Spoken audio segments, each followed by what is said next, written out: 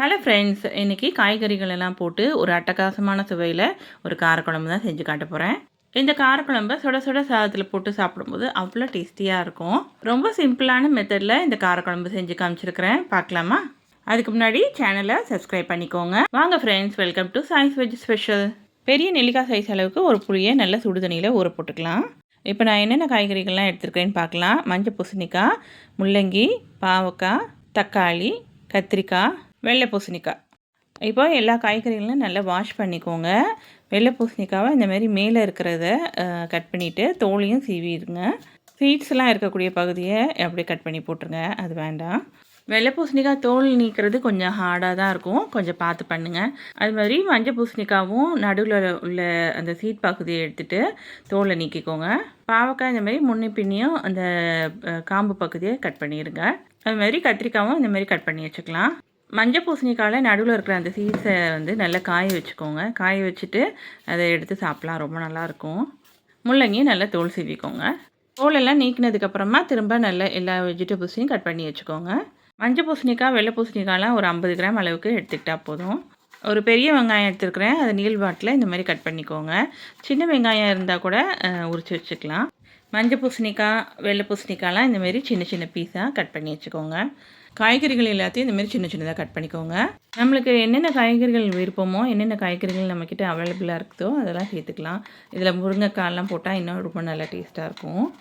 ஒவ்வொரு காய்கறிகளுக்கும் ஒவ்வொரு டேஸ்ட் இருக்கும். ஸோ இந்தமாரி எல்லா காய்கறிகளையும் ஒன்றா சேர்த்து செய்யும்போது ரொம்ப அதோட டேஸ்ட்டே டிஃப்ரெண்ட்டாக இருக்கும்.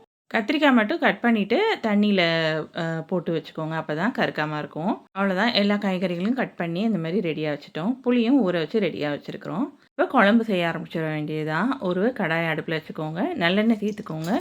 கடுகு, உளுந்தம்பருப்பு இதோட சேர்த்துக்கோங்க.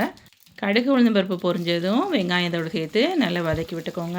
அடுத்து பாவக்காய் போட்டு வதக்கிக்கலாம். பாவக்காய் நல்லா வதங்கணும், இல்லைன்னா ரொம்ப கசப்பு தெரியும். அதனால் நல்லா வதக்கி விட்டுக்கோங்க.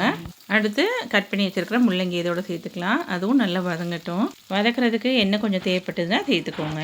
பாவக்காவும் முள்ளங்கியும் கொஞ்சம் நல்லா வதங்கணும். வதங்கினதுக்கப்புறமா நம்ம தக்காளி சேர்த்து வதக்கிக்கலாம். தக்காளி நல்லா வதக்க விடுங்க. அதுக்கப்புறம் மீதி இருக்கிற எல்லா காய்கறிகளும் சேர்த்து நல்லா ஒரு 2 நிமிஷம் போல் வதக்கி விட்டுக்கோங்க. மஞ்சள் பூசணிக்காய், வெள்ளை பூசணிக்காயெலாம் ரொம்ப நேரம் போட்டு வதக்க தேவையில்லை. சும்மா லைட்டாக ஒரு 2 மினிட்ஸ் வதங்கினா போதும். புளி நம்ம ஏற்கனவே சுடுதண்ணியில் ஊற வச்சுருக்குறோம். புளி ஏன் சுடுதண்ணியில் ஊற வைக்கிறோம் அப்படின்னாக்கா, அப்போ தான் புளியில் உள்ள எக்ஸ்ட்ராக்ட் கம்ப்ளீட்டாக கிடைக்கும் நம்மளுக்கு. புளி கொஞ்சம் கூட வேஸ்ட் ஆகாமல் நம்மளுக்கு அந்த எக்ஸ்ட்ராக்ட் கிடைக்கும்.